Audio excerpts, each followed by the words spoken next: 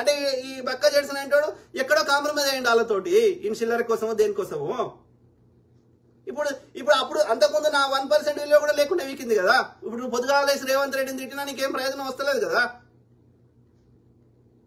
రేవంత్ రెడ్డి పెట్టిండా ఈ పార్టీని, కాంగ్రెస్ ని? రేవంత్ రెడ్డి వెళ్ళిపోతే కాంగ్రెస్ పోతుందా?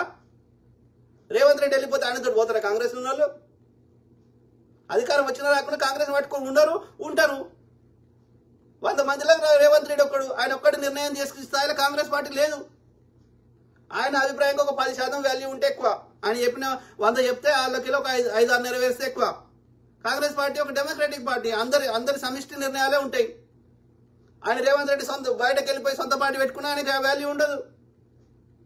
కాబట్టి రేవంత్ రెడ్డి మీద బురదలినంత మాత్రమే కాంగ్రెస్ మీద ఏం ఒరిగేది లేదు. ఆయనకు గొంతున్నది, ఆయనకు నోరున్నది కాబట్టి ఆయనను ఏది అందరి